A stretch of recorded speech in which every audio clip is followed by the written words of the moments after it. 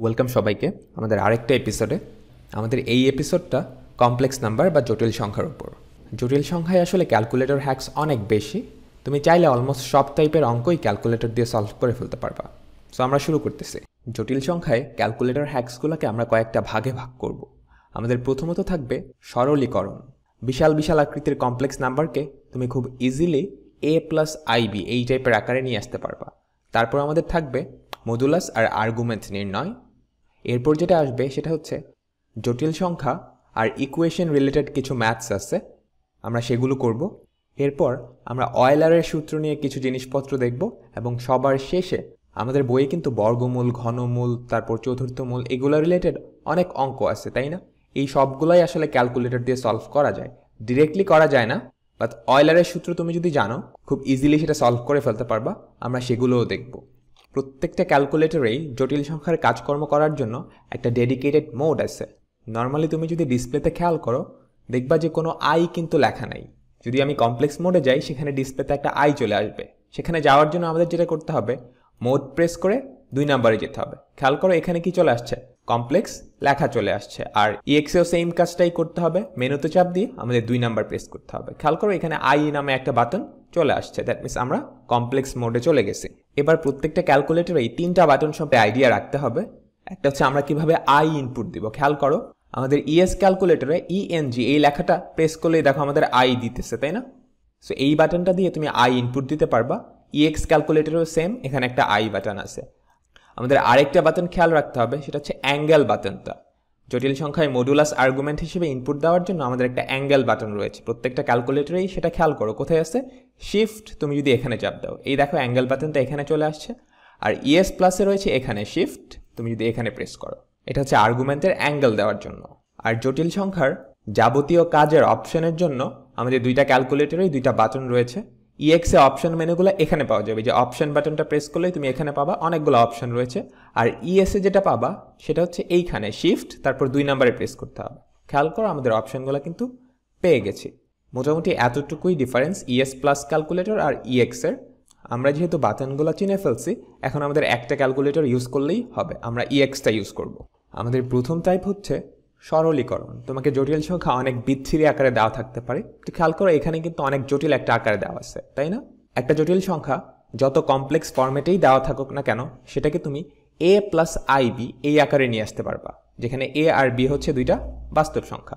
এবং সেটা ক্যালকুলেটর করাটা খুব সিম্পল। তুমি জাস্ট যেই হাবিজাবিটা দেওয়া থাকবে প্রশ্নের মধ্যে সেটা ক্যালকুলেটরে ইনপুট দিবা, ইকুয়াল চাপ দিলেই তোমার সরল ফরম্যাটে চলে আসবে। খেয়াল করো আমাদের এখানে কি আছে, 1 - 1 মাইনাস, আমরা এটা ইনপুট দিব i ডিভাইডেড বাই 1 মাইনাস, তারপর কি আছে 1/1 প্লাস i, তাই তো? এই তো ছিল। এবার তুমি জাস্ট ইকুয়াল চাপ দিয়ে দাও, এটাই কি আমাদের সরল ফরম্যাটটা, তাই তো? এখানে a এর ভ্যালু হচ্ছে 0 আর b এর ভ্যালু কত, -1, a+ib এই ফরম্যাটে। তো তোমাকে যদি 2টা জটিল সংখ্যার যোগ, বিয়োগ, গুণ, ভাগ এগুলো বের করতে বলে, তুমি জাস্ট এক্সপ্রেশনটা ক্যালকুলেটরে ইনপুট দিবা, তারপর ইকুয়াল চাপ দিবা, আমাদের অ্যান্সারটা চলে আসবে সরল ফরম্যাটে। এবার আসি মডুলাস আর আর্গুমেন্ট নির্ণয়। মডুলাস আসলে ক্যালকুলেটরে অনেকভাবে বের করা যায়। আমাদের এই জটিল সংখ্যাটা a+ib এই আকারে দেওয়া আছে, তাই তো? এখন আমরা এটাকে চাইলে আর থেটা এই ফরম্যাটে নিয়ে যাইতে পারি, যেখানে আমাদের আর হচ্ছে মডুলাস আর থেটা হচ্ছে আর্গুমেন্ট। সেটা বের করার জন্য আমাদের যেটা করতে হবে, জাস্ট এখানে গিয়ে তুমি কি করবা, অপশনে প্রেস করবা। খেয়াল করো অপশনে প্রেস করার পর তুমি যদি নিচে স্ক্রল করো 1 নম্বরে আমাদের কি আছে, আর থেটা এই ফরম্যাটে আছে না, জাস্ট 1 প্রেস করে দাও। দেখো আমাদের এই জটিল সংখ্যাটা মডুলাস আর্গুমেন্ট এই ফরম্যাটে চলে আসছে। আমাদের মডুলাস হচ্ছে 1 আর আর্গুমেন্ট হচ্ছে কত, -π/2। সো এখান থেকে আমরা মডুলাস আর্গুমেন্ট নির্ণয় শিখলাম, আবার কিভাবে a+ib এই ফরম্যাট থেকে আর থেটা এই ফরম্যাটে কনভার্ট হয় সেটাও দেখলাম। এখন আরেকটা অপশন আছে আর্গুমেন্ট নামে, সেটা দিয়ে তুমি সরাসরি আর্গুমেন্ট বের করতে পারো। সেটা করার জন্য আমাদের প্রথমে এই সাইডে চলে আসতে হবে, তারপর অপশনে গিয়ে খেয়াল করো আমাদের 1 নম্বরে রয়েছে কি, আর্গুমেন্ট। তুমি ইকুয়াল চাপ দাও, দেখো এই জটিল সংখ্যাটার আর্গুমেন্টটা চলে আসছে। আমরা আরেকটু সহজ জটিল সংখ্যা নেই। ধরো আমাদের জটিল সংখ্যাটা হচ্ছে 3 + 4i।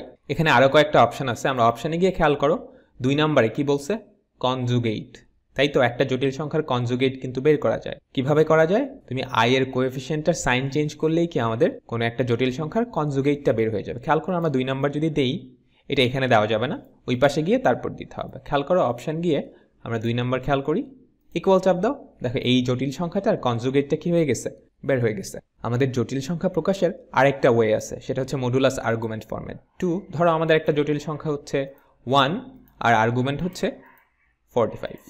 এটাও কিন্তু আমাদের একটা জটিল সংখ্যার ইনপুট দেওয়ার পদ্ধতি। তুমি যদি ইকুয়াল চাপ দাও, এটা সরাসরি কি আমাদের a প্লাস আইবি এই ফরম্যাটে চলে গেছে। প্রত্যেকটা ক্যালকুলেটরে এটা ডিফল্ট সেট করা থাকে যে তুমি যাই ইনপুট দাও না কেন সেটাকে সে a প্লাস আইবি এই ফরম্যাটে নিয়ে যাবে। হোপফুলি আমার কথাটা বোঝা গেছে। ছোট্ট একটা অঙ্ক করব, এটা তোমরা করে ফেলবা। ওকে, আমরা এখন এক্সপ্রেশন ইভ্যালুয়েশন শিখব। তোমাদের মাঝে মাঝেই এরকম অঙ্ক দেওয়া হয়, খেয়াল করো, একটা এক্সপ্রেশন দেওয়া থাকে এক্স বা ওয়াই রিলেটেড, তারপর এক্সের ভ্যালু একটা জটিল সংখ্যা আকারে দেওয়া থাকে, তারপর তোমাকে বলা হয় ওই এক্সপ্রেশনটার ভ্যালু বের করা। এটা আসলে ক্যালকুলেটরে খুব ইজিলি করা যায়। তুমি ফার্স্টে কমপ্লেক্স মোডে আসবা, তারপর এই যে ইকুয়েশনটা না সেটা বসাবা। খেয়াল করো আমাদের ইকুয়েশনটা কি আছে, এক্স কিউব। সো আমরা প্রথমে কি বসাবো, x cube minus 3 x square plus x plus 10। এবার তোমার যেটা করতে হবে, এক্সের ভ্যালুটা ইনপুট দিতে হবে। এক্সের ভ্যালু কিভাবে ইনপুট দিবা, তুমি জাস্ট ক্যালক প্রেস করে দাও। ক্যালক প্রেস করে এক্সের জায়গায় কি বসাবা, 2 মাইনাস আই বসাবা, তাই তো। এবার তুমি ইকুয়াল চাপ দাও, দেখো এই এক্সপ্রেশনটার ভ্যালু হচ্ছে 5। সো খুব ইজিলি কিন্তু বের করা যাচ্ছে। তোমাদের বইয়ে কিন্তু এরকম বেশ কয়েকটা অঙ্ক আছে যেগুলো এখন থেকে তোমরা খুব ইজিলি ক্যালকুলেটরে পারবা। এখন আমরা যেটা দেখব সেটা হচ্ছে আমাদের বিখ্যাত সেই অ্যাজাম্পশন মেথড। অ্যাজাম্পশন মেথড তুমি প্রত্যেকটা চ্যাপ্টারে ইউজ করতে পারো, স্পেশালি এমসিকিউতে। তোমার একটু ক্রিয়েটিভ হইতে হবে অ্যাজাম্পশন মেথডটা খাটানোর জন্য। এই কোয়েশ্চেনটা খেয়াল করো, এটা রুয়েতে আসছে। অ্যান্ড নর্মালি তুমি যদি করতে যাও বেশ ডিফিকাল্ট। এখানে কি বলছে, এ বি সি ডি এই চারটাই ধনাত্মক বাস্তব সংখ্যা, শূন্যের চেয়ে বড়। একটা মাত্র কন্ডিশন দেওয়া আছে, C is greater than B. তাহলে এ এর আর্গুমেন্টের একটা রেঞ্জ চাইছে, তাই না? প্রত্যেকটাই ডিগ্রিতে দেওয়া আছে।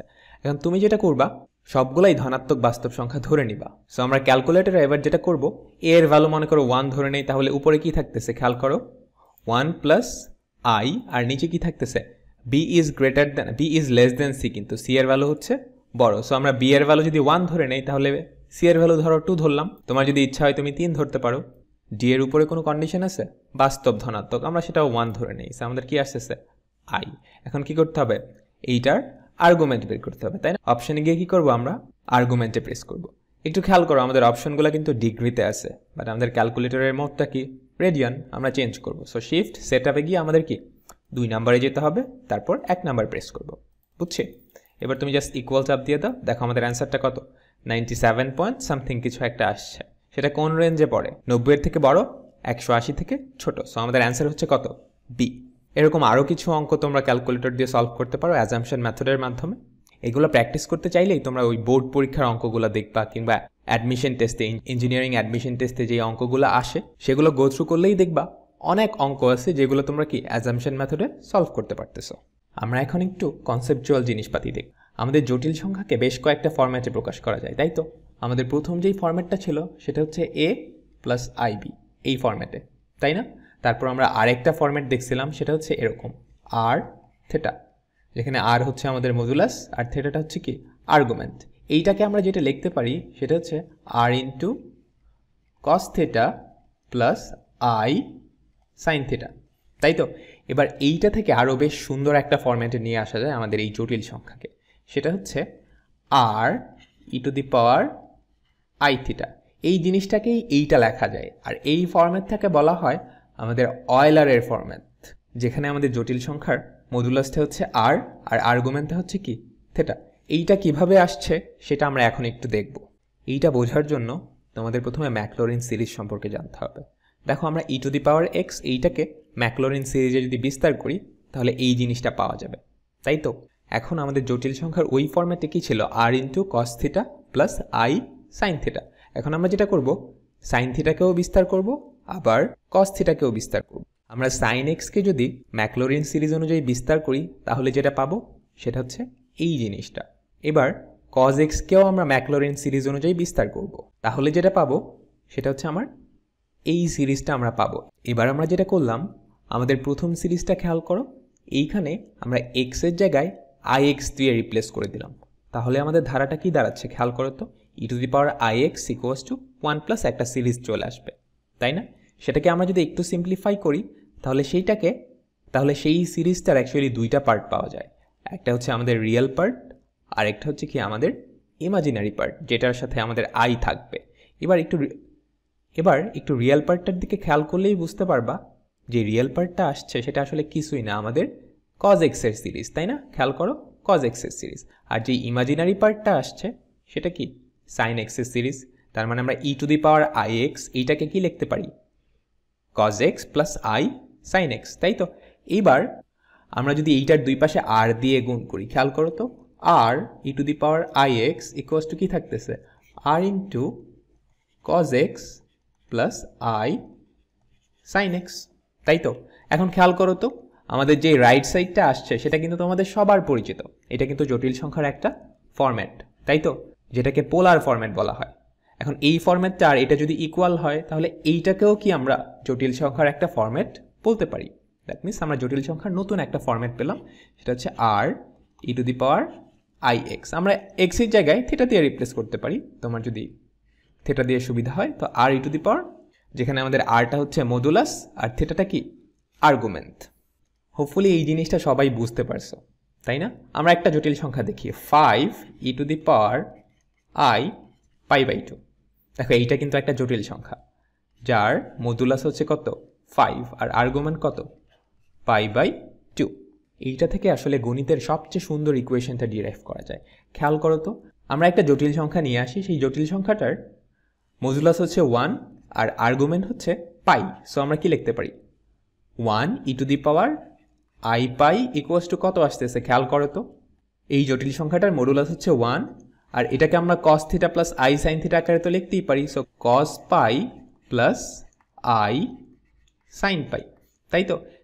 এবার দেখো তো, একটু এক্সপান্ড করি, ই টু দি পাওয়ার আই পাই তো আই পাইয়ের মতোই থাকলো। খেয়াল করো তো, 1 তো 1 এর মতোই থাকলো। সাইন পাইয়ের ভ্যালু হচ্ছে 0, কস পাইয়ের ভ্যালু হচ্ছে কত?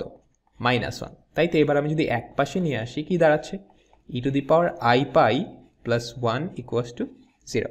এইটা আসলে গণিতের সুন্দরতম ইকুয়েশন। কেন এটা গণিতের সুন্দরতম ইকুয়েশন? কারণ হচ্ছে গণিতের বেশ কয়েকটা স্পেশাল জিনিসপত্র আছে, তার মধ্যে একটা হচ্ছে এইটা নিয়ে আসলে অনেক কাহিনী আছে।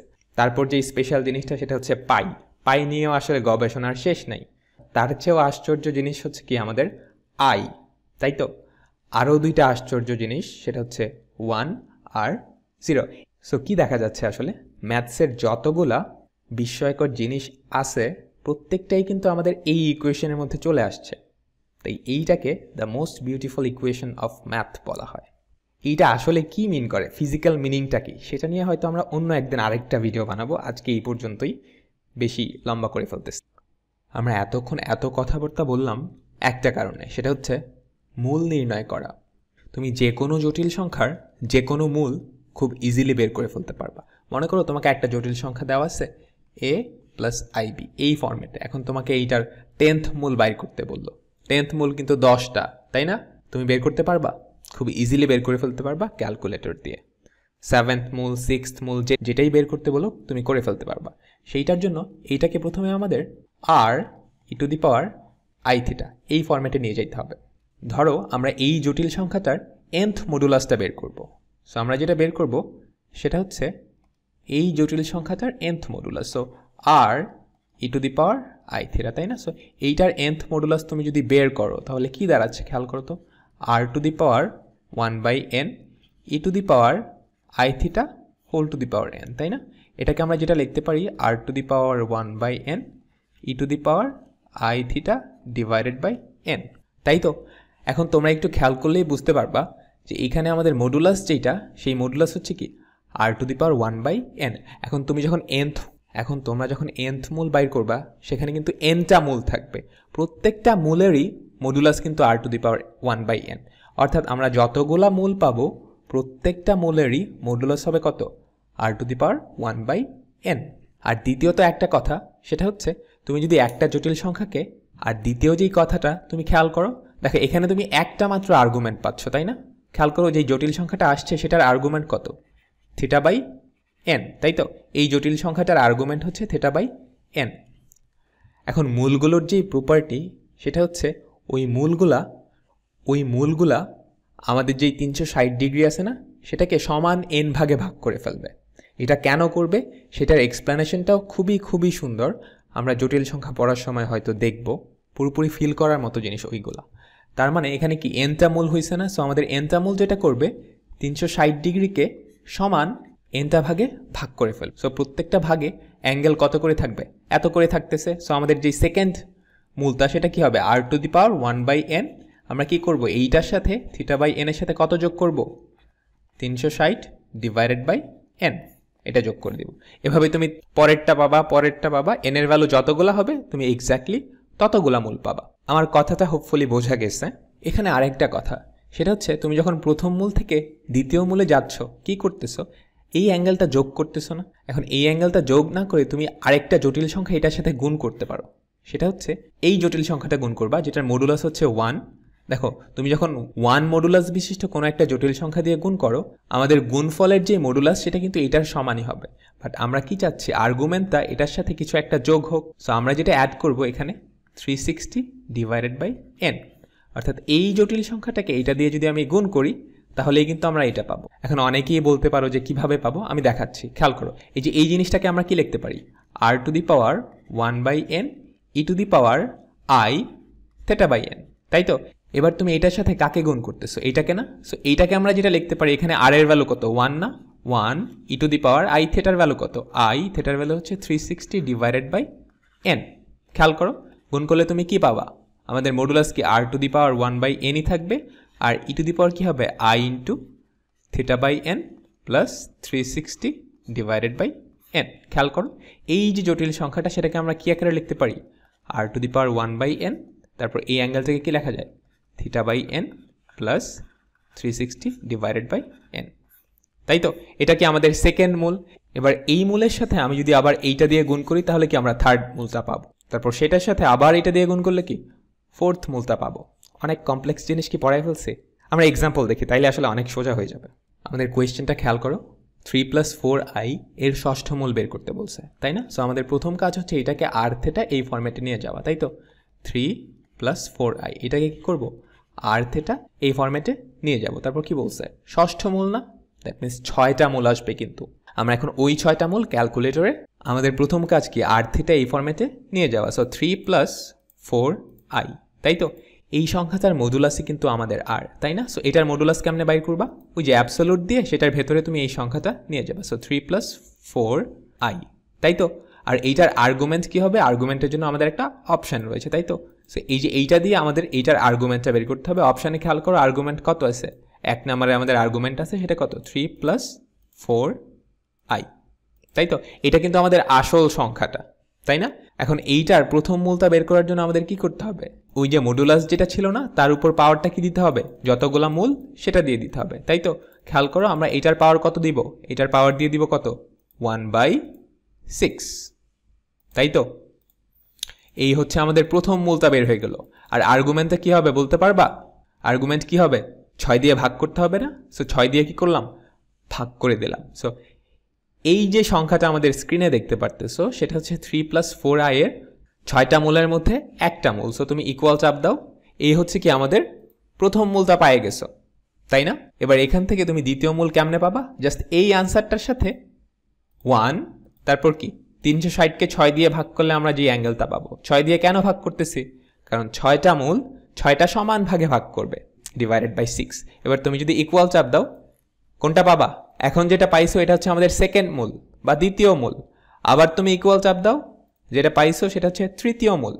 আবার ইকুয়াল চাপ দাও, তুমি কিন্তু প্রত্যেকবার যেটা আসছে সবার লাস্টে সেটার সাথে এই জটিল সংখ্যা দিয়ে গুণ করতেছো, তাই তো? এটা হচ্ছে চতুর্থ মূল, বুঝছি? এবার তুমি যখন আবার ইকুয়াল দিবা, এই আনসারের জায়গায় কিন্তু এই চতুর্থ মূলটা বসবে। সো এই চতুর্থ মূলের সাথে তুমি আবার কি করতেছো? 160 এই অ্যাঙ্গেলটা দিয়ে গুণ করতেছো। তার মানে আমাদের মডুলাসটা কিন্তু ঠিকই থাকতেছে, বাট ওই অ্যাঙ্গেলটার সাথে আবার 60 ডিগ্রি অ্যাড হচ্ছে, সেটাই কিন্তু হওয়া উচিত ছিল। সো এটা কি আমাদের পঞ্চম মূল। আবার তুমি ইকুয়াল চাপ দাও, ঘুরে ফিরে 6টা মূল শেষ হওয়ার পর আবার প্রথমটাতেই ব্যাক করবে।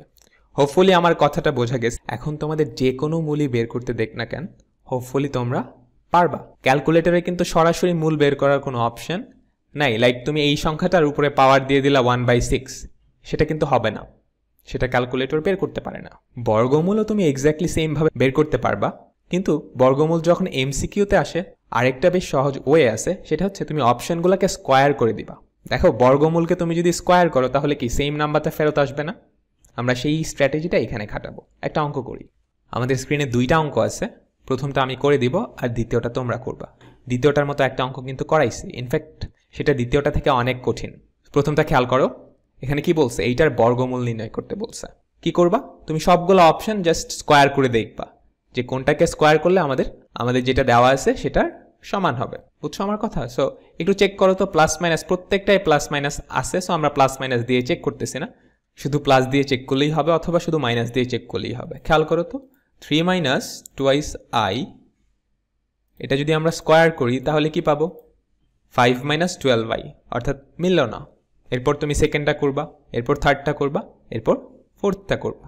তোমার লাক খারাপ হলে একদম লাস্ট পর্যন্ত যাইতে হবে, আদারওয়াইজ মাঝামাঝি পেয়ে যাবা। সো এই ছিল আমাদের জটিল সংখ্যার ক্যালকুলেটর হ্যাক্স। ক্যালকুলেটর হ্যাক্সের আসলে অভাব নাই, আমি যেগুলো দেখাইছি এগুলো হচ্ছে বেসিক জিনিসপত্র। তুমি এগুলোরে অনেক বেশি এক্সটেন্ড করতে পারবা। তুমি যত নিজে বেশি এক্সপ্লোর করবা তত বেশি অঙ্ক কিন্তু তোমরা ক্যালকুলেটর দিয়ে সলভ করতে পারবা। স্পেশালি ইঞ্জিনিয়ারিং পরীক্ষায় ক্যালকুলেটর দিয়ে যে কি করে ফেলা সম্ভব সেটা আসলে চিন্তাও করা যায় না, তুমি যদি এইটার ইউজটা সঠিকভাবে জানো। তোমরা একটা কোয়েশ্চেন ব্যাংক খুলে তারপর একটু দেখো যে কোন অঙ্কগুলো তুমি ক্যালকুলেটরে সলভ করতে পারো, কিংবা কোনো অঙ্ক সলভ করার জন্য তোমার ক্যালকুলেটরে নতুন কোনো আইডিয়া আসে কি না। এরকম আইডিয়া অ্যাকচুয়ালি আসবে, প্রচুর আইডিয়া আসবে, আর সেই আইডিয়াগুলো তোমরা চাইলে কমেন্টে জানাইতে পারো। সো এই ছিল আজকের ভিডিও। সবাই ভালো থেকো, সুস্থ থেকো।